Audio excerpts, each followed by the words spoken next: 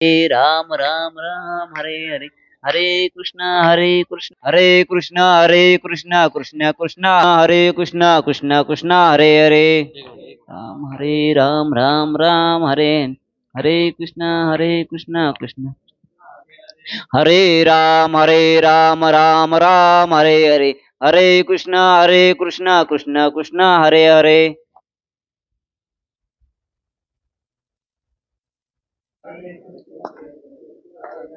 हरे राम राम राम हरे हरे, हरे कृष्ण कृष्ण कृष्ण हरे हरे, हरे कृष्ण कृष्ण कृष्ण. श्री गुरूंचे ओम नमो ज्ञानेश्वरा करुणा करा दयाळा, तुमचा अनुग्रह लादलो पावन झालो चराचरे. नमो सद्गुरु तुकया ज्ञानदीपा, नमो सद्गुरु सच्चिदानंद रूपा, नमो सद्गुरु भक्त कल्याण मूर्ती, नमो सद्गुरु भास्कराय पूर्ण कीर्ती. पुंडलिका वरदार विठ्ठल श्री ज्ञानदेव तुकाराम पंढरनाथ भगवान की जय. माऊली ज्ञानेश्वर महाराज की जय. जगद्गुरु तुकाराम महाराज की जय. जरा सगळीच पुढं सरकून बसला तर बरं होईल. सरका पुढं जरा जरा सगळी.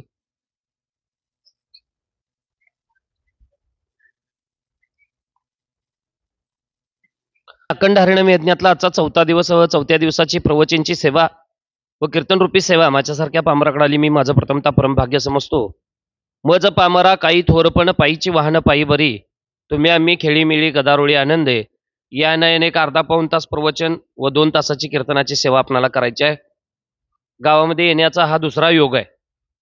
दत्त जयंतीच्या वेळी दत्त मंदिरामध्ये येऊन गेलो होतो. त्याच्यानंतर त्याच दिवशी या सप्त्यातलं आमंत्रण मिळालं आणि आज तो येण्याचा योग आला. ज्ञानोबरायांची गोड अशी ज्ञानेश्वरी, त्या ज्ञानेश्वरीतला पहिला अध्याय आणि पहिल्या अध्यायातील 142 नंबरची ओवी. देखा नवल तया प्रभूचे, अद्भुत प्रेम भक्ताचे, जे सार्थेपण पार्थाचे करी तू असे ज्ञानोबाराय सांगतात. या ओवीचा सरळ सरळ भावार्थ पाहायचं म्हटलं तर ज्ञानोबाराय म्हणतात, देखा नवल तया प्रभूचे, अद्भुत प्रेम भक्ताचे, जे सार्थेपण पार्थाचे करी तू असे. आता या ओवीचा सरळ भाव पाहायचं म्हटलं तर याचा अर्थ असा आहे, देखा म्हणजे बघा, प्रभू म्हणजे देव. महाराज म्हणतात तो देव नवल करतोय हे बघा. तो देव आहे, तो परमात्मा आहे, तो नवलच करणार, कारण ती त्याची ताकद आहे. आता महाराज म्हणतात ते बघा, देव नवल करतोय, कारण कुणासाठी?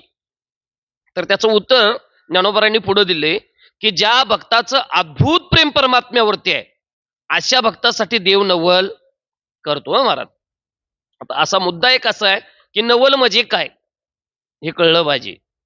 देखा नवल तया प्रभूचे, देखा म्हणजे बघा, प्रभू म्हणजे देव. आता तो देव नवल करतोय तर कुणासाठी? ज्या भक्ताचं अद्भुत प्रेम त्या परमात्म्यावरती आहे अशा भक्तासाठी तो देव नवल करतोय असं ज्ञानोबाराय सांगतात. आता नवल म्हणजे तर त्यातलं चिंतन सांगायचं झालं तर चिंतन असं आहे, एखाद्या महाराज कामाची जबाबदारी मी तुमच्यावरती दिली की महाराज हे काम आहे आणि हे तुमच्याकडं होते आणि हे तुम्ही करा. ज्यावेळी ते मी तुम्हाला काम सांगितलं त्यावेळी तुम्ही म्हटलं महाराज ही मीच काय, देव जरी आला तरी हे काम होणार नाही असं तुम्ही मला म्हटला. आणि योगायोगानं 4-8 दिवस निघून गेलेत आणि 4-8 दिवसानंतर तुम्हाला कळलं की जे महाराजांना आपल्यावरती कामाची जबाबदारी दिली होती ते काम झालं, ते काम झालं असं ज्यावेळी तुम्हाला कळलं त्यावेळी तुमच्या मुखातून तुमच्या तोंडातून पहिलं अक्षर बाहेर पडलं काय? इकडे लक्ष द्या, त्यांच्याकडे बघू नका. मी काय सांगितलेलं तुम्हाला कळलं का? नाही कळलं का? एखाद्या कामाची मी तुम्हाला जबाबदारी दिली आहे, ते काम तुम्हाला मी सांगितल्यानंतर तुम्ही म्हटला महाराज हे काम मीच काय, आणि जरी कोणी प्रयत्न केला, नवे नवे देव जरी आला तर हे काम होणार नाही असं तुम्ही आम्हाला काम सांगालाय आणि ते काम तुम्ही केलं नाही. 8-10 दिवस निघून गेलेत आणि जे काम मी तुम्हाला सांगितलं होतं ते काम झालंय असं तुम्हाला कळलं आणि त्याच वेळी तुमच्या मुखातून पहिलं अक्षर बाहेर पडलं काय? बाबा त्यात काहीतरी नवल झालं असावं. म्हणजे याचा अर्थ आहे जी गोष्ट घडणं अशक्य आहे आणि ती ज्यावेळी घडते त्या गोष्टीला नवल म्हणतात आणि हे फक्त देव करू शकतोय. म्हणून देखा नवल तया प्रभूचे, अद्भुत प्रेम भक्ताचे, जे सार्थेपण पार्थाचे करीतो असे.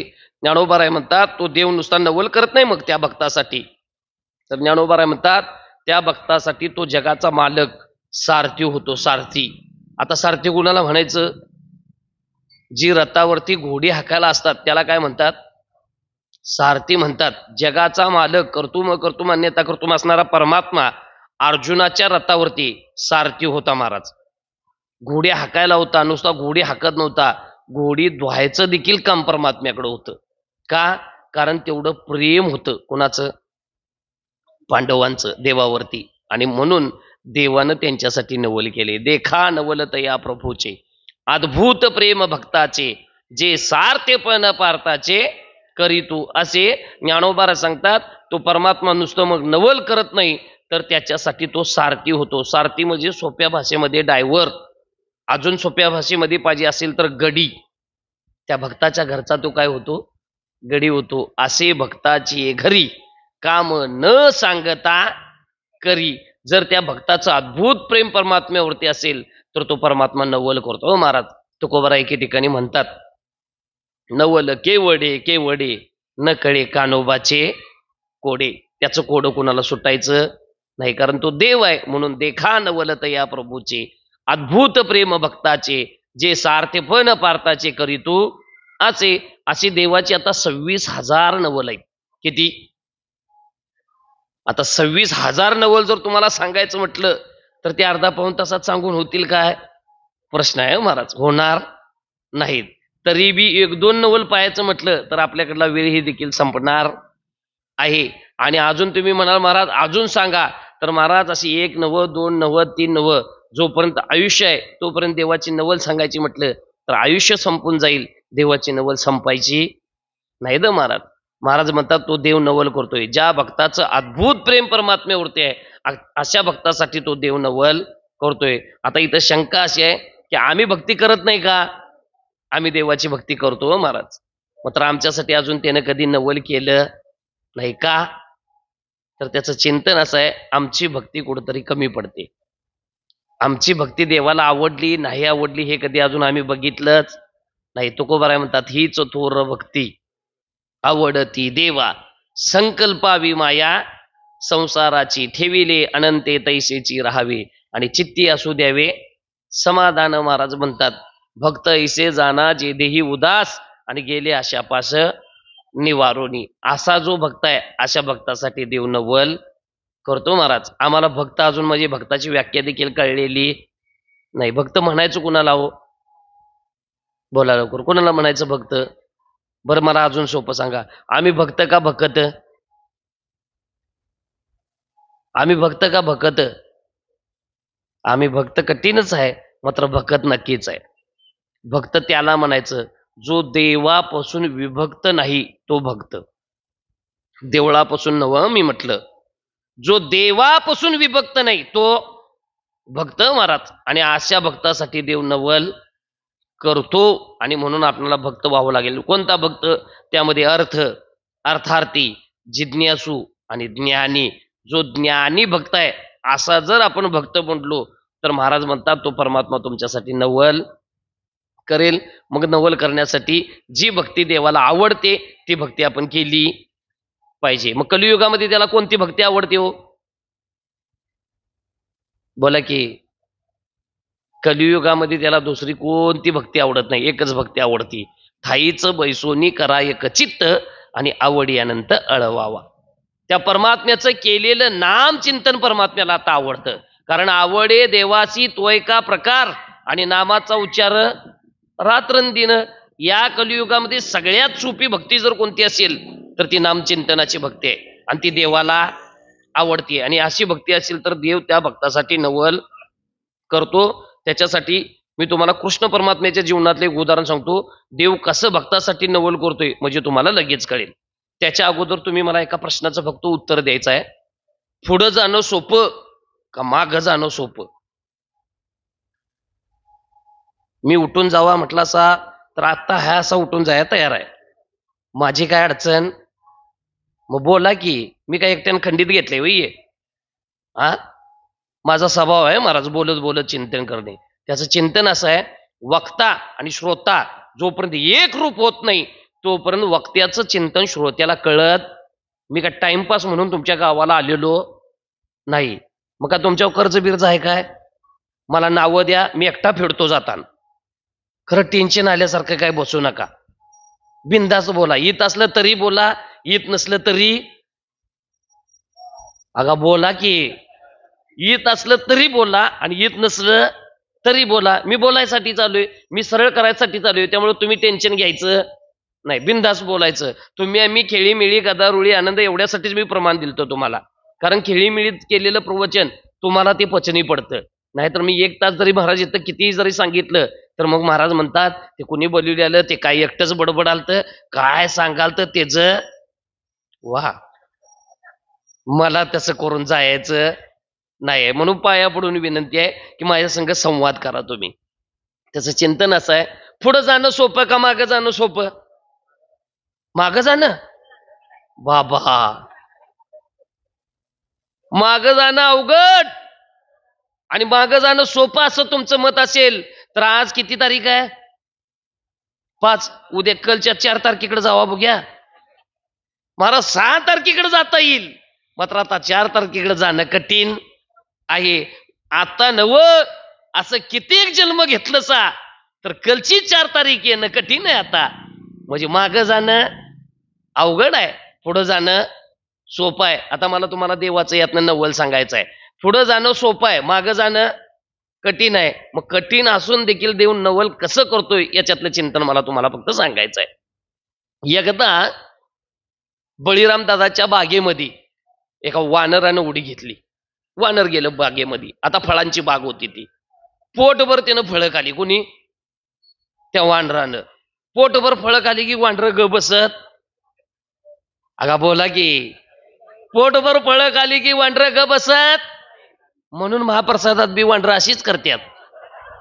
कळलं तर बघा तुम्हाला, नाही तर कधी कळते कुणाला माहीत. म्हणून महाप्रसादात वानरासारखा प्रसाद घ्यायचा नाही, कारण आम्ही वानर नाही, आपण मानव आहोत आणि मानवासारखा प्रसाद घेतला पाहिजे महाराज.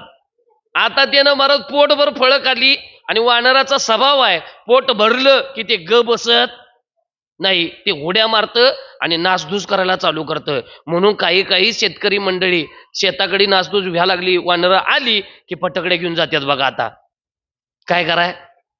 वानरं हाकायसाठी, कारण फटकड्याच्या आवाजाला वानरं भितात म्हणून. आता महाराज त्यानं सगळं फळं पोटभर खाली आणि फळांची बाग जी होती ती झाडायला चालू केली. कुणी? त्या वानरानं. नासधूस जशी चालू झाली, आता ती बळीराम दादांची बाग होती. व्हॉट्सअपवरती बातमी कळाली देवाला. मेसेज टाकला कोणीतरी, देवा तुमच्या बागेत कुठलं तरी एक वानर घुसलंय आणि फळं खाऊन सगळ्या झाडांची त्यानं नासधूस केल्या. देवानं बळीराम दादाला बोलवून घेतलं. बळीराम दादा जावा, कोणतं तरी वानर घुसलंय बागेत, त्याला पकडून आणा. बळीराम दादा ते म्हणले, मी वानराला पकडू काय? कोण? देव म्हटले, जावा तरी, नुकसान झाले फळांचं, जावा म्हटले पटकरून, वेळ घालवू नका. बळीराम दादा गेलेत आणि गेल्याबरोबर फळांची बाग बघितली आणि जे नुकसान बघितलं ते बळीराम दादाने हाक दिली. कुणाला? ए वानरा, अरे तुझ्या बागची काय बाग? तुमच्या आमच्यातलंच होतं ते बी वांडर. अजून बी कळलं नाही वाटतं तुम्हाला, ते तुमच्या आमच्यातलंच होतं. ते म्हणले, अरे बाग का तुझी का? फळं खाऊन पोटभर आणि फळांची नासधूस केलीस तू, आणि एक वांडरा म्हणून काय दिली? हाक दिली त्याला. वांडरा जे म्हटलेलं, जे त्या वानरानं जे ऐकलं ते झाडावरनं टन करून खाली उडी मारली आणि डाव्या हाताने दिली. कोणाला? बळीराम दादाला. जे डाव्या हाताने जे मारली, बळीराम दादा डायरेक्ट बागेतनं देवाच्या पायात जाऊन पडला. तळमळा लागला बळीराम दादा.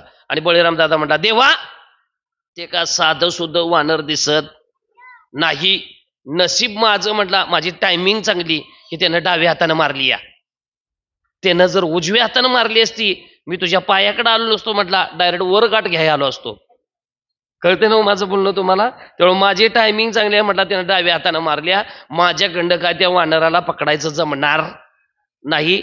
देवानं आपल्या वाहनाला बोलवून घेतलं. देवाचं वाहन गरुड देव. गरुड देवाला बोलवलं, गरुड देवा जावा, कोणतं तरी वानर घुसलंय बागत, त्याला पकडून आणा. ते बी फुगलं. पण ते म्हटलं देवा युद्धामध्ये मी तुमच्या बरोबर होतो, मोठ्या मोठ्या राक्षसांचा मी काटा काढलाय आणि त्या वानरला पकडाय मला लावून द्यालाय सका, माझ्या डाव्या हाताचं काम आहे. म्हटलं कोण? कुठल्या हाताचं? डाव्या हाताचं काम आहे म्हटलं त्या गरुडाला पकडून आणायचं. देव म्हटले जावा तर पकडून आणा बघा पहिलं, आणि जी चुकी बळीराजाने केली तीच चुकी गरुडानं केली. गरुडानं पण हाक मारण्याची पद्धत चुकली. गरुडानं जे डाव्या हातानं गरुडाला जी मारली, गरुड ते डायरेक्ट देवाच्या येऊन पायात तळमळा लागलं, तडपडा लागलं. देव म्हटला काय झालं? मोठ्या मोठ्या राक्षसांनी मारलीच नाही, आता गरुडाला पकडाय काय झालं? ते गरुड देव म्हणायला लागले ते का साधं सुद्धा वानर दिसत नाही, काहीतरी वेगळंच वानर दिसतंय ते, आणि आपणाला काय त्याला सोडून आणायचं, माझे धरून आणायचं जमणार नाही. देव म्हटला चालायचं नाही, जावा म्हटले तुम्ही पकडून आणा त्या वानराला. नाही नाही म्हटला डाव्या हातानं मारल्या म्हणून आलोय म्हटला परत मी, मात्र आता काही शक्य नाही. देव म्हटला कृष्ण परमात्मा गरुडाला एक काम करा म्हटला, परत जावा तुम्ही आणि त्याला फक्त एकच करा, त्याला हाक मारताना आदरानं हाक मारा. आदर कळतोय ना? हे वांडरा म्हणून तुम्ही चुकी केली असा. आता गेल्यानंतर एक काम करा, ओ हनुमंतराया, कारण ते वानर दुसरं तिसरं कोण नव्हतं, मीच होतो. कळलं का नाही तुम्हाला? मीच म्हणजे कळलं ना, माझं नाव मारुती आहे म्हणून म्हणालो मीच होतो. ते वानर होतं म्हणजे ते मारुतीराय हनुमंतराय होते. देवानं सांगितलं जावा आणि त्याला हाक मारा ओ हनुमंतराया म्हणून, ते तुमच्या जवळ येईल. आणि जवळ आलं की त्याला एकच फक्त सांगायचं की तुम्हाला तुमच्या प्रभू रामचंद्रांनी बोलवले. कोणी बोलवले? ते कृष्णानं बोलवले म्हटलं की येणार नाही, हेही मला माहित आहे. तुम्ही एवढंच फक्त सांगायचं कोणी बोलवले. नाही आलं तर तुम्हाला रामाची शपथ आहे आणि रामानं बोलवले चला म्हणायचं, एवढंच फक्त त्याला म्हणायचं. तुमच्या बरोबर ते वानर येईल. गरुड देव थर थर थर थर कापा लागलं. का? ह्यो बाबा सप्पई मला काय करायला वालाय, खोटं बोलायला वालाय. हाय कोण? अगा बोला की ह्यो हाय कोण? कृष्ण. आणि कृष्णाने बोलवले कुणी सांगायलाय? राम. बर मी त्या हनुमंतरायाला इथं घेऊन आलो आणि कृष्णाच्या जागेवर राम नाही दिसला, एका बुक्कीत मारल की म्हटला ते ठार करल. ते का साधं वानर आहे का? त्यामुळं म्हटला कृष्ण परमात्मा आहे, रामानं बोलवले म्हणून खोटं बोलून मला बोलवून घेऊन यायला लावा लागलाय. मात्र कृष्णाच्या जागेवर राम नाही दिसला तर माझं काय खरं नाही म्हणून गरुड देव भ्या लागले. देव म्हटले तुका म्हणे घालू तयावरी भार, आणि वाववा संसार. देव म्हटला माझ्यावरती भार घाला आणि तुम्ही जा आणि त्याला फक्त एवढंच सांगा की रामानं बोलवले तुम्हाला यायला लागतंय. गरुडदेवाने सगळा देवावरती भार घातला आणि गरुडदेव भीत भीत भीत भीत भीत भीत बागाकडे गेले. आता पहिला अनुभव आलता कुठला? डाव्या हाताचा. त्यामुळे 200 फूट लांब उभारलं जाता. 200 फुटावर नाक दिली, ओ हनुमंतराया. हनुमंतराया म्हटल्याबरोबर वानराच्या लक्षात आलं गाडी रोडावर आली या. कळलं का नाही तुम्हाला? गाडी रोडावर आल्या, टन करून उडी मारून तिथं हनुमंतराय हजर झालेत. म्हणले बोला काय काम आहे? काय नाही म्हणजे तुम्हाला बोलवलंय देवान. कोणत्या देवान? तुम्हाला तुमच्या प्रभू रामचंद्रांनी बोलवले, चला लवकर. रामानं बोलवले म्हटल्याबरोबर हनुमंतरायांनी गरुड देवाचा हात पकडला. लक्ष देऊ नाही का? गरुडानं हनुमंतरायांचा नव्ह, हनुमंतरायांनी कुणाचा पकडला? जसा गरुडाचा हात पकडला तसं गरुड थर थर थर थर कापा लागलं. का? मी त्यांचा पकडला असता तर निम्म्यातनं पळून जाया गावलं असतं. मात्र आता कुणी पकडलाय? हनुमंतरानं पकडलाय. आता पळून जायचा काय संबंधच नाही, कारण हनुमंतरायांना हे ज्ञात होतं चालू असणारं द्वापार युग आहे. आणि हे खरं सरळ सरळ माझ्याबरोबर गरुड काय बोलायलाय? खोटं बोलायलाय. द्वापार युगामध्ये कृष्ण आहे आणि बोलवले कुणी सांगायलाय? रामानं. म्हणजे कृष्णानं बोलवले आणि रामानं बोलवले म्हणून सांगून मला खोटं बोलून तिकडे न्यायला लागलाय. कारण हनुमंतरायांचा विषय एकच आहे. कोणता? राम. श्रीराम जय राम जय जय राम, श्रीराम जय राम जय जय राम, श्रीराम जय राम जय जय राम, श्रीराम जय राम जय जय राम, श्रीराम जय राम जय जय राम, श्रीराम जय राम जय जय राम.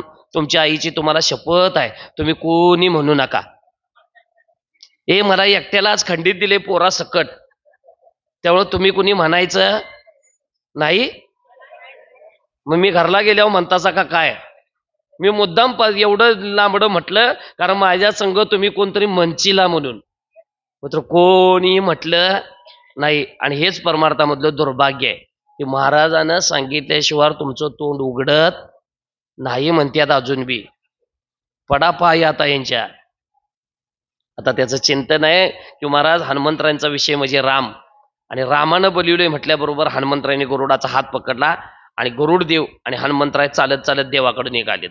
निम्म्या वाटेवरती गेल्यानंतर गरुड देवानं मेसेज टाकला देवाला, हनुमंतरायांना घेऊन यालोय, रामाची काहीतरी व्यवस्था लावा, नाही तर माझं काय खरं नाही महाराज. देवाला काळजी लागली.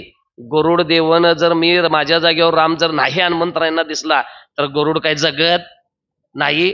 महाराज कृष्ण परमात्म्याने आयडिया केली. तिथं महाराज नारद मुनी आले होते. नारद मुनीने सांगितलं जावं म्हटले पट करून, आणि दोघीत कोण आता जी महाराज म्हणजे तयार असेल तिला सांगा फक्त. दोघीत म्हणजे कोण? रुक्मिणी माता आणि भामा माता. या दोघीतली कोण हजर असेल तिला फक्त सांगा तुम्हाला सीता माता व्हायचं आहे आणि देवानं बोलवले आणि पट करून बोलवले, एवढाच फक्त निरोप द्या. नारद मुनी पहिलं गेले ते भामा माताजवळ गेले.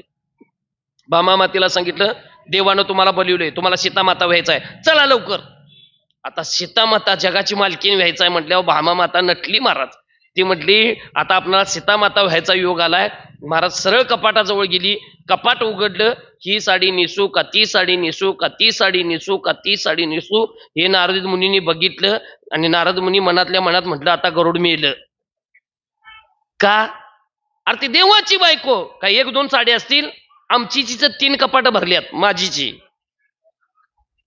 कळतंय ना तुम्हाला किती? 3. मग आता देवाच्या बायकोची किती असतील? कितीतरी साड्या असतील. ती सीता माता व्हायची म्हणून साडी नेसायच्या नादामध्ये नारद मुनींनी वळगलं, तिचा नाद करून चालत नाही. नारद मुनींनी भामा मातेला तिथंच सोडलं आणि रुक्मिणी मातेजवळ गेले. रुक्मिणी मातेला सांगितलं देवानं तुम्हाला बोलवले, चला लवकर सीता माता व्हायचं आहे. सीता माता व्हायचं आहे असं रुक्मिणी मातेला कळाल्याबरोबर रुक्मिणी मातेनं फक्त हाय तो डोक्यावरला पदर सरळ केला, तुम्ही आता करूच नका. मी त्या रुक्मिणीचं सांगालोय. नुसता डोक्यावरचा पदर सरळ केला, एक प्रदक्षिणा स्वतःभोवती घातली आणि रुक्मिणी मातेची कोण झाली? सीता माता झाली आणि नारद मुनींच्या सोबत आली.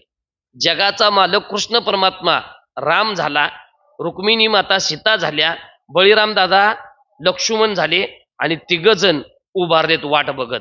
आणि एवढ्यात त्या दोघांचे महाराज प्रवेश झाला. गरुड देव आणि हनुमंतरायांनी विचारलं कुठं आहे माझा देव? त्यावेळी गरुडदेवानं मान खाली घातली होती अशी. मी एलोय म्हटलं आता मी सप्पय. त्यातनं तरी पण धाडस होतं, देवावरती भार घातला होता. हळूच अशी तिरकी नजर केली आणि पुढं बघितलं, साक्षात कृष्णाच्या जागेवर राम, बळीराम दादाच्या जागेवरती लक्ष्मण आणि महाराज साक्षात रुक्मिणीच्या जागेवरती सीतामाता जशी दिसल्या तसं महाराज गरुडदेव त्यांना उड्या मारायला सुटलो म्हटला मी. कळलं का महाराज? आणि मग गरुडदेवानं हनुमंतराने सांगितलं तो बघा तुमचा देव, तो बघा म्हटल्याबरोबर गरुडदेवाचा हात सोडला आणि हनुमंतराय पळत गेले. जगाच्या मालकाच्या चरणावरती साष्टांग दंडवत घातला आणि महाराज लक्ष्मण दादा, प्रभू रामचंद्र आणि सीतामातेच्या समोर एका गुडघ्यावरती नमस्कार करून समोर बसलेत. आता यातनं मला फक्त एवढंच तुम्हाला सांगायचं आहे, प्रभू रामचंद्रांचा अवतार कितवा?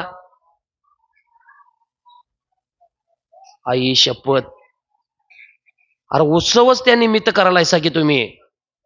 हा अखंड हरिनाम सप्ताह कशाचे निमित्त आहे? रामनवमी निमित्त हे. आणि रामाचा अवतार हा 7वा अवतार आहे आणि कृष्णाचा अवतार 8वा अवतार आहे. मी मगाशी प्रश्न केला होता, पुढं जाणं सोपं का मागं जाणं सोपं? तरीही कृष्ण परमात्मा 8व्या अवतारात कुठे गेला? मागच्या अवतारात म्हणजे 7व्या अवतारात गेला. कुणासाठी? फक्त भक्तासाठी. आणि हे जर भक्ताचं प्रेम असेल तर देव त्या भक्तासाठी नवल करतोच, यात काही शंका नाही. कारण 8व्या अवतारातनं 7व्या अवतारात परत जाणं एवढं सोपं नाही. तरीही भक्तासाठी देव 8व्या अवतारातनं 7व्या अवतारामध्ये गेला आणि भक्ताला 7व्या अवतारातलं दर्शन दाखवलं. हे देवाचं नवल आहे. आणि ज्ञानोबा तेच सांगतात, देखा नवलत या प्रभूचे अद्भुत प्रेम भक्ताचे, जे सारथेपण पार्थाचे करीतो असे. महाराज सांगतात तो परमात्मा सारथी होतो, नुसता सारथी होत नाही, त्याच्यासाठी त्या भक्ताचं अद्भुत प्रेम त्या परमात्म्यावरती लागतं. आणि मग देव काय करतो? नवल करतो महाराज.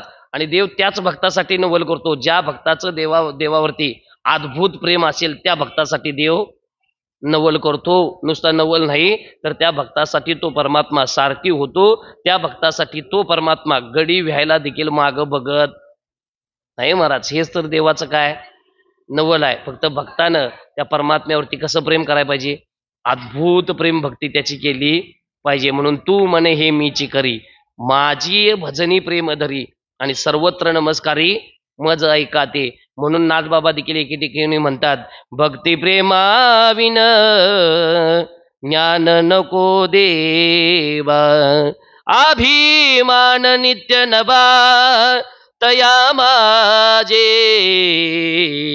प्रेम सुख देई, प्रेम सुख देई. महाराज सांगतात ही प्रेम, अद्भुत प्रेम भक्ती त्या परमात्म्यावरती केली तर परमात्मा तुमच्यासाठी नवल करतो. यात काय शंका नाही महाराज. आता त्याचं चिंतन असं आहे की एक तुम्हाला अजून महाभारतातलं उदाहरण सांगतो म्हणजे कळेल लगेच. एकदा पांडव 5 किती आणि कौरव किती 100 होती, तरीही पांडवांचा काय झाला, विजय झाला. आता त्यातलं मला फक्त भक्ताचं नवल सांगायचं आहे तुम्हाला. आता त्यातलं चिंतन असं आहे, धर्मराजाने एकदा इच्छा केली. पांडव वनात होती आणि देव द्वारकेत होता. देव कुठं, द्वारकेत, आणि पांडव वनात होतीत. वनात असून देखील पांडव महाराज, द्वारकेत असून देखील देव, देव महाराज पांडवांच्या पासून एवढा देखील लांब नव्हता महाराज. आम्ही देवळात येऊन काय आमची गॅरंटी नाही म्हणतात ना काही. मग कशाला गर्दी करा आलायसा का काय इकडं बोला की. पांडव महाराज वनात होती, देव द्वारकेत होता, तरीही पांडव देवापासून लांब. मात्र आमची देवळात येऊन देखील गॅरंटी आणि बी नाही म्हणते ती. अरे हाय म्हणा की आता तरी. त्याचं मी चिंतन सांगत नाही, तुकोबाराय एका अभंगामध्ये चिंतन सांगतात त्याचं. पहाते पांडव अखंड वनवासी आणि परी त्या देवासी आठविते. पांडव वनात होती मात्र देवाची अखंड आठवण त्यांच्या मुखामध्ये होते महाराज. आणि एकदा त्या वनामध्ये धर्मराजाने इच्छा केली की आपल्या संध्याकाळच्या पंक्तीला जगाचा मालक द्वारकेतला संध्याकाळी आमच्या बरोबर येऊन जेवला पाहिजे. ही कुणी इच्छा केली, धर्मराजाने इच्छा केली. अर्जुनाला बोलवून घेतलं, अर्जुनाला सांगितलं संध्याकाळपर्यंत देवाला आणण्याची जबाबदारी तुमची. अर्जुन म्हटला ठीक आहे, द्वारकेला जातो आणि देवाला संध्याकाळपर्यंत घेऊन येतो. आता महाराज अर्जुनानं ही जबाबदारी भीमदादावरती टाकली. आता ज्यावेळी अर्जुन भीमाला सांगायला गेला त्यावेळी भीम निद्रा अवस्थेमध्ये होते. निद्रा अवस्थेमधनं जाग केलं आणि अर्जुनानं सांगितलं, भीमदादा संध्याकाळच्या पंक्तीला आपल्या बरोबर देव जेवला पाहिजे आणि देवाला आणण्याची जबाबदारी तुमच्या आहे. द्वारकेतनं देवाला तेवढं घेऊन या. भीम निद्रा अवस्थेतनं तेवढा जागा झाला. अर्जुनानं सांगितलेलं नुसतं वय वय बरोबर म्हटला. अर्जुन निघून गेलेत आणि भीमानी झोपला. तुम्हाला जशी कीर्तनात प्रवचनात झोप लागते तसंच अजून बी कळलं नाही वाटतं तुम्हाला. भीम झोपला आहे त्या अवस्थेमध्ये. आता झोपल्यानंतर संध्याकाळची वेळ झाली, स्वयंपाक तयार झाला, पात्र झालीत आणि धर्मराजानं प्रश्न केला अर्जुनाला, अर्जुना देव कुठं आहे? अर्जुन म्हटले थांबा, ही जबाबदारी मी भीमावरती टाकल्या, भीमदादा अजून यायला नाही, याचा अर्थ भीम घेऊन येत असेल म्हणून अर्जुन गेलेत.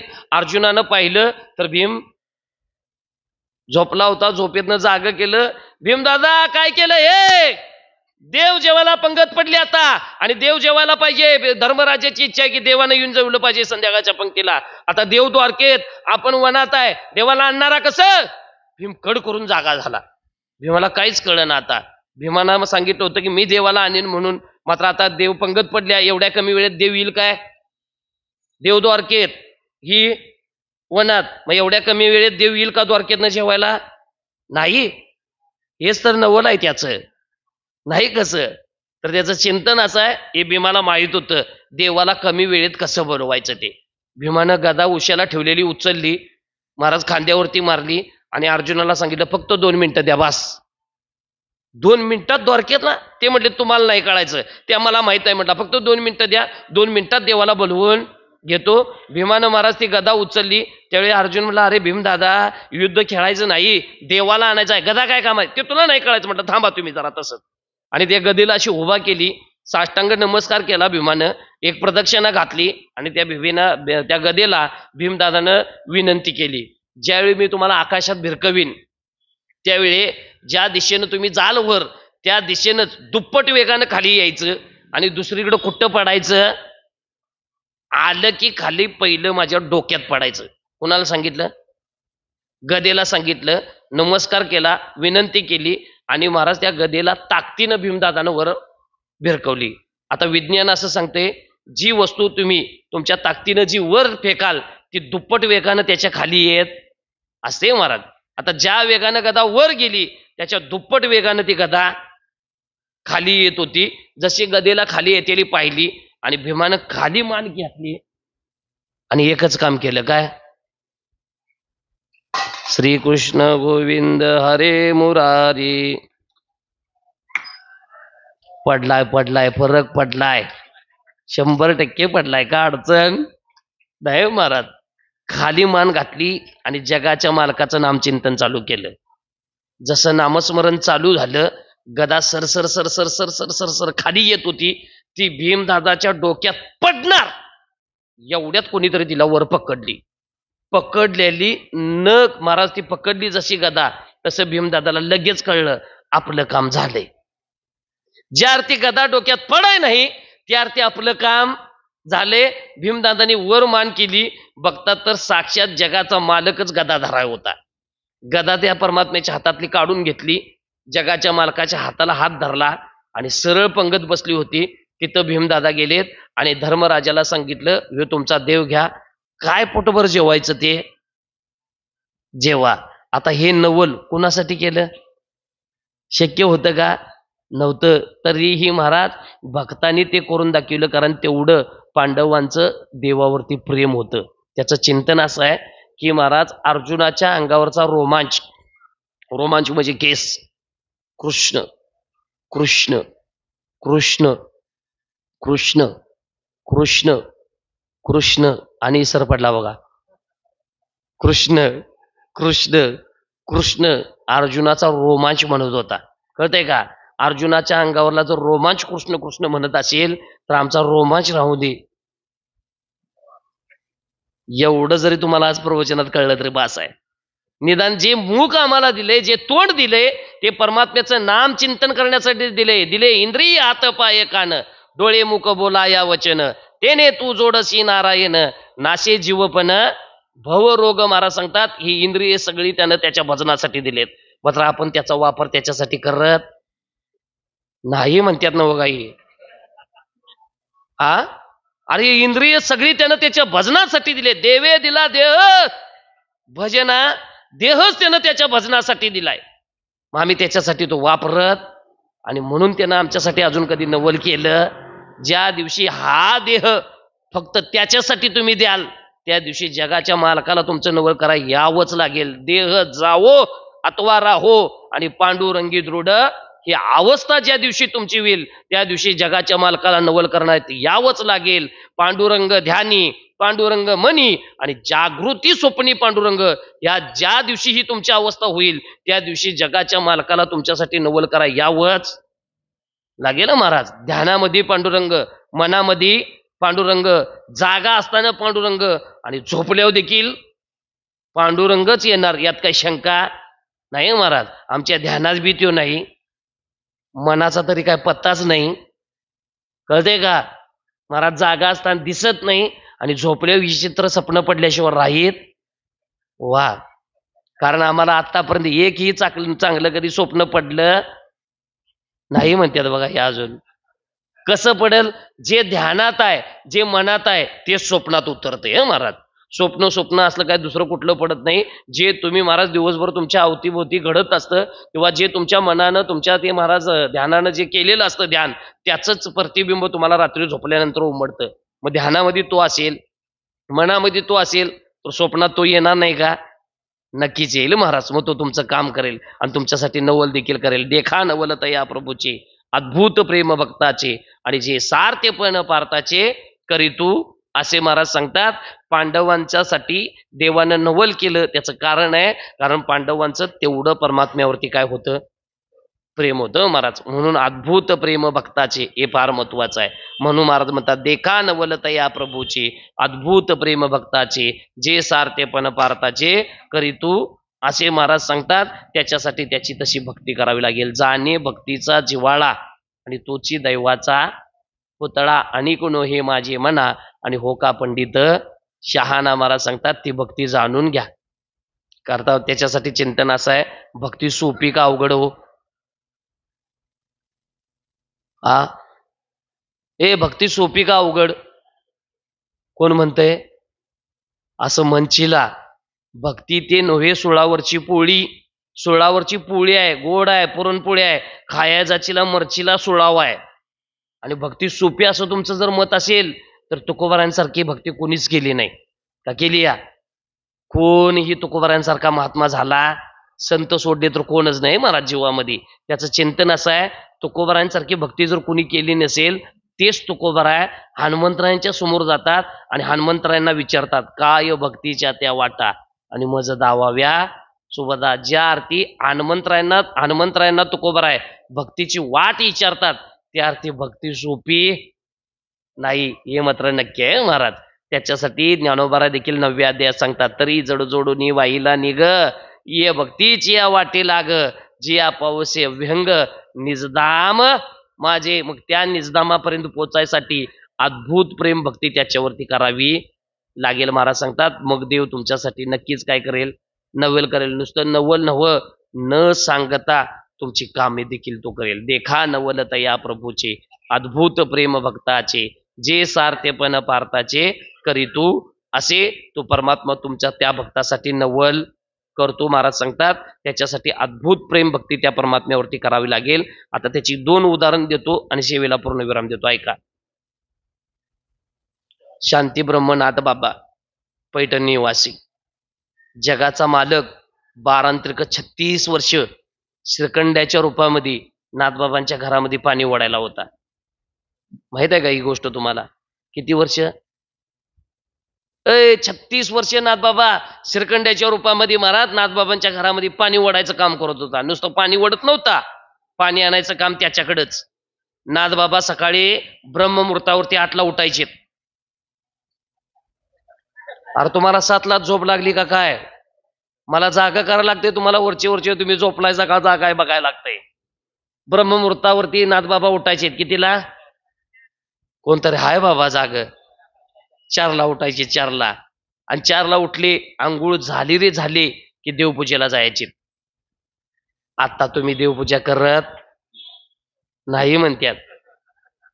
आता देवपूजेचं डिपार्टमेंट इकडे गेले त्यामुळे आता पुरुष कोण देवपूजा करत नाहीत. त्यावेळी मात्र पुरुष देवपूजा करायचे. नाथबाबा देवघरामध्ये जायचे. देवपूजेला बसले की पाणी आणून द्यायचं काम कुणाकडं त्या गड्याकडं. तो गडी कोण तो श्रीखंड्या. आता तो कोण होता पंढरपुरातला मालक होता तो. आता पाणी घालायचं आहे कोणाला बोला की. देवाला नव जे आणून द्याय होता त्यालाच आणून द्याय जो आहे त्यालाच पाणी घालायचं आणि पाणी आणून कोण देतोय तोच देतोय आणि घालायचंय कोणाला त्यालाच. पाणी नुसतं आणून द्यायचं नाही. फुलं जे काय देवाला सामुग्री लागायची देवपूजेला ती सगळी आणून द्यायचं काम कोणाकडं त्याच्याकडंच. घालायचे कुणाला यालाच. नवे नाथबाबांना महाराज देवपूजा आवरली की गंध उघडून द्यायचं देखील काम कोण करत होता श्रीखंड्या करायचा महाराज. गंध उघडायचं काम. गंध उघडायचा आणि नाथबाबांच्या हातात द्यायचा. तो नाथबाबांनी तो असा बोटावरती घ्यायचा गंध उघडल्याला कोणी श्रीखंड्यानं आणि हातावरच्या बोटावरती तो गंध आला की नाथबाबांच्या घरामध्ये जेवढे देव होते त्यांच्यात भांडणं लागायचे. तो म्हणाल ती बी भांडणं करत होती. मग तुम्हाला वाटलं तुम्हीच भांडणं करतायचा वय. त्यांची भांडणं वेगळी तुमची भांडणं वेगळी. ती भांडणं म्हणजे याच्यासाठी भांडणं नव्हती. नाथबाबांच्या घरात जे देव होते ते पुढं सरकायचे. असे मी पुढं का तू पुढं का. बोटावरचा गण 1 नंबरला कोणाला लागतोय हे कळायसाठी महाराज व्हायसाठी देव नाथबाबांच्या घरातलं पुढं सरकायचं. आम्ही देवपूजेला बसलो की मागं सरकत्यात. पुढं काय येत नाही तर महाराज का आमचा गंध नेमका कपाळावरच लागल याची काय गॅरंटी नाही म्हणते देवी. कारण कोण डोळ्यात लावतोय, कोण नाकात लावतोय, कोण कुठं कुठं लावल काय सांगता यायचं नाही महाराज. म्हणून देव पुढं पुढं सरकायचे नाथबाबाच्या घरामध्ये. गंध उघडून द्यायला तोच लावायचा आहे, त्याला न सांगता काम करायला होता महाराज देव परमात्मा. आता त्याचं चिंतन असं आहे, महाराज सांगतात देखा नवलत या प्रभूचे अद्भुत प्रेम भक्ताचे, जे सारतेपण पार्थाचे करीत्वाचे. त्या नाथबाबांच्या वरती एकदा 500 रुपयाचं कर्ज झालं होतं आणि हे श्रीखंड्याला विचारलं देवाने एक दिवशी, कसं कसा यंदाचा ताळमेळ ना. ते महाराज श्रीखंड्या म्हटले, देवा यंदाचं बजेट कोलमाडलंय. का? कारण तुमच्या या पंक्तीनं, कारण नाथबाबांच्या घरामध्ये दररोज पुरणपोळ्याचा स्वयंपाक होता. ऐ उपरीकर ऐकतायसा का? अरे एकान दिवस तरी महाराजाला बोलवून घाला, असं मला म्हणायचं नाही. नाथबाबांच्या घरामध्ये ते वैभव होतं. नाथबाबांच्या घरामध्ये दररोज पुरणपोळीचा स्वयंपाक असायचा आणि दररोज जगाच्या मालकाला नैवेद्य होता तो पुरणपोळीचा असायचा. कळलं का? आता त्या नाथबाबांच्या वरती एक दिवशी 500 रुपयाचं कर्ज झालं आणि 500 रुपयाचं कर्ज झालं. विशोबाचा ताळमेळ नाथबाबांना ते श्रीखंड्या म्हणाले, नाथ महाराज पंक्ती जरा कमी करायला लागतात, कारण बजेट कोलमाडले, आमचं बजेट जाऊन आपल्यावरती कर्ज झाले किती रुपयाचं. आणि ही चर्चा, हे महाराज बोलणं नाथबाबांच्यातलं श्रीखंड्यातलं बाहेर जरा पसरलं, कारण असली बोलणी लगेच बाहेर पडतात, तुम्हाला नाही लगेच कळणार. एका सावकाराला कळालं, ज्या सावकाराचं 500 रुपये नाथबाबांच्या वरती कर्ज झालं होतं, तो सावकार पळतच आला. कारण महाराज लोक ज्यावेळी आमच्याकडे पैसे असतात त्यावेळी कोण येत, तुम्ही ज्या दिवशी अडचणीत असताय त्यावेळी तुमचा जवळचा मित्र देखील तुम्हाला सोडत का? महाराज आता अडचणीत आहे, ते काय करून घ्यायच्या अगोदर आपलं तेवढं काढून घ्यायला. अगं बोला की का? हे तुम्हाला पक्क माहित आहे हो. तुमचा जवळचा मित्र जरी असला आणि त्याच्यावरती अडचणीचा प्रसंग असला तर तुम्ही त्याला सोडाल नाही, म्हणतात ना काही. मग तुम्ही प्रवचन ऐकून केलं काय? महाराज त्या मित्रावरती तेवढा तुमचा भरोसा पाहिजे महाराज. भले तो आज नाही उद्या देईल. त्या सावकारानं तीच चुकी केली आणि नाथबाबांच्या घरामध्ये आला. नाथ महाराज आपलं तेवढं 500 रुपये तेवढं द्या लवकरात लवकर. नाथबाबा म्हटले, सावकर पाया पडतो तुमच्या, बजेट यंदाचं कोलमाडले, जे काय पीक पाणी झाले ते बी अजून घरात तसंच पडले, त्याला कोण अजून व्यापारी लागलेला नाही. त्याचं महाराज व्यापारी लागला, ते धान्य आम्ही विकलं की तुमचं आम्ही पैनी पै देऊ. ते म्हणले मला काय सांगायचं नाही, तुमचं धान्य कधी विकायचं तो तुमचा प्रश्न आहे, मला 500 रुपये पाहिजेत. नाथबाबा म्हणजे नाहीत आता ते आपल्याकडं, आले की मात्र हा नाथबाबांचं वचन आहे आणि आम्ही तुमचं पैसे बुडवणार नाही, आले की पैसे पहिलं आम्ही तुमचं देऊन टाकू. त्यावेळी त्या सावकारानं नाथबाबांना शपथ घातली. नाथ महाराजांनी म्हटले, बाबा तुम्हाला परमात्म्या पांडुरंगाची शपथ आहे, जोपर्यंत तुम्ही माझं कर्ज देत नाही तोपर्यंत तुम्ही अन्न घ्यायचं नाही. नाथबाबा म्हटले, मान्य आहे आम्हाला, आम्ही अन्नाच्या कणाला हात देखील लावणार नाही जोपर्यंत तुमचं पैसे देत. नाथबाबा होते ते ज्यांच्या ठिकाणी शांती, श्रीमंती आणि संत ही पदवी शोभते. असे वारकरी संप्रदायाचं वैभव जर कोण असेल तर ते वारकरी संप्रदायाचे बाबा, त्यांना आम्ही नाथबाबा म्हणतोय महाराज. नाथबाबा म्हटले, अन्नाच्या कणाला देखील महाराज काय लावणार नाही, हात लावणार नाही. महाराज नुसतं सावकार अण्णा काय पाण्याचा घोड देखील घेणार नाही जोपर्यंत तुमचं पैसे देत नाही तोपर्यंत. शपथ कशाची घातली होती? नुसती जेवण घ्यायचं नाही म्हणून. आणि नाथबाबांनी त्याच्या पुढचं सांगितलं, पाणी देखील पेत नाही सावकार जोपर्यंत तुमचं पैसे फेडत नाही तोपर्यंत. बघता बघता 5-6 दिवसाचा काळ गेला. महाराज नाथबाबांच्या पत्नीने ताट करावं, ताट पुढ्यात दवने बाबांना सांगावं, महाराज घ्या हो 2 गॅस खाऊन घ्या. नाही नाही, जगाच्या मालकाची शपथ घेतली, अण्णाला नव्ह पाण्याच्या थेंबाला देखील हात लावणार नाही. मग जिचा पती खात नाही ती पत्नी खात असेल? बरं, ज्या घरामध्ये मालक आणि मालकीन उपाशी आहे त्या घरचा घडी जेवत असेल? बोला की गड्याचाही उपवास झाला, कारण शपथ घातली होती. जगाच्या मालकालाही कळलं की नाथबाबांना शपथ घातल्या, 4-5 दिवस पाण्याचा कण देखील पोटामध्ये नाही. महाराज जगाचा मालक महाराज गडी झाला. गडी धोतर नेसलं, बटवा घेतला, वरती महाराज घोंगडं टाकलं, हातात काठी घेतली, वाकडा तिकडा फेटा गुंडळला आणि रात्रीचा 1 वाजता सावकाराच्या दारात गेला. कोण आहे का घरात? एवढ्या रात्रीचं कोण आले? दार उघडलं. कोण? नाथबाबांचा गडी. तुमची ती कर्जाची वय काढा, किती कर्ज आहे बघा ना मालकाचं आपल्या. आणि महाराज सावकारानं बघितलं, जे सावकाराच्या अंगावर कर्ज होतं तेवढंच पिशवीत पैसे होतं. कळतंय का? कुणाकडं? नाथबाबांच्या गड्याकडं. नाथबाबांच्या गड्यानं ते पैसे दिलं आणि महाराज त्यांच्याकडं त्या सावकारानं काय घेतली? पावती घेतली, पावती. आणि त्यावेळी नाथबाबा त्या सावकाराची पत्नी त्या गड्याला म्हणत होती, अहो एवढ्या रात्रीचा आलायसा, लांबना आलायसा, पाणी तरी प्या. गडी म्हटला, मालक आमचा उपाशी आहे, अजून 5-6 दिवस झालं मालक पाणी प्याय नाही आणि गड्यानं कसं पाणी प्यायचं, आणि तुमच्या तरी घरचं पिणारच नाही का? कारण आमचा मालक जो 5-6 दिवसाचा उपाशी आहे ते तुमच्या मालकाने शपथ घातल्या म्हणून. कळलं का? आणि मालक जर पाणी पित नसेल तर त्या घरचं आम्ही पाणी पिऊ का? आम्हाला नको तुमचं पाणी. आणि महाराज तो गडी निघून गेला. आणि त्यावेळी नाथबाबांचं जी समोर ज्ञानेश्वरी आहे हे शुद्ध करायचं काम चालू होतं. कारण रात्रंदिवस नाथबाबांच्या समोर ज्ञानेश्वरी असायची.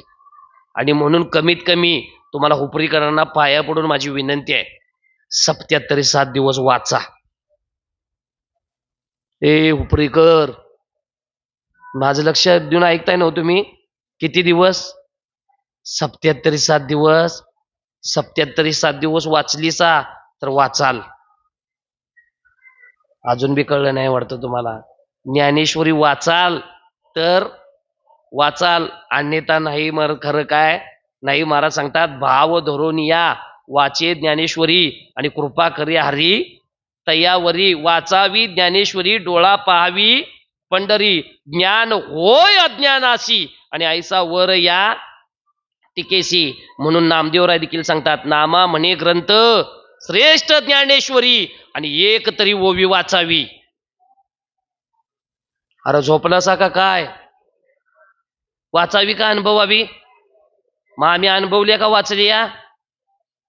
आम्हाला सपवीन कवा होतंय, कळतं का? महाराज म्हणतात, ज्ञानेश्वरी नाही कळली तर करू दे, निदान एक तरी ओवी कळणं गरजेचं आहे. महाराज एका ओवीचा अनुभव येणं गरजेचं आहे. एक ओवीचा अनुभव घ्या, जीवनाचं सोनं झाल्याशिवाय राहणार नाही. त्यासाठी आपण ज्ञानेश्वरी वाचली पाहिजे. तुम्हाला जेवढा दिवसातनं वेळ मिळेल तेवढ्या वेळेत वाचा. खरं वाचा महाराज. खरं सांगू का तुम्हाला, तुमच्या जीवनात आता लय धावपळीचं जीवन आहे. मला माहित आहे तुम्हाला एवढा वेळ तुमच्याकडे ज्ञानेश्वरी वाचायसाठी हाय. आता सोपं करून सांगतो ऐका. 5 मिनिटं ज्ञानेश्वरीसाठी, 5 मिनिटं तुकोबारांच्या गात्यासाठी आणि 5 मिनिटं जगाच्या मालकाच्या नामचिंतनासाठी. फक्त तुमच्या जीवनातलं 24 तासातली 15 मिनिटं काढा फक्त, बस. कशासाठी? 5 मिनिटं ज्ञानेश्वरीसाठी, 5 मिनिटं तुकोबारांच्या गात्यासाठी आणि 5 मिनिटं नामचिंतनासाठी. 15 मिनिटं सोडली तर बाकीच्या 23 तास 45 मिनिटांमध्ये काय तुम्हाला मनाला वाटते ते करा. मात्र निदान कमीत कमी 15 मिनिटांसाठी तरी ज्ञानेश्वरीसाठी, तुकोबारांच्या गात्यासाठी, नामचिंतनासाठी द्या. महाराज ज्ञानेश्वरीने गाता वाचला तर तुम्ही वाचाल.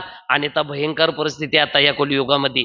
त्याचं चिंतन असेल, तुम्ही म्हणाल महाराज हे तुम्ही सगळं सांगताय आम्हाला पटतंय, ज्ञानेश्वरी वाचली पाहिजे, गाता वाचला पाहिजे, मात्र आम्हाला वाचा येत नाही, त्याचं आम्ही काय करू?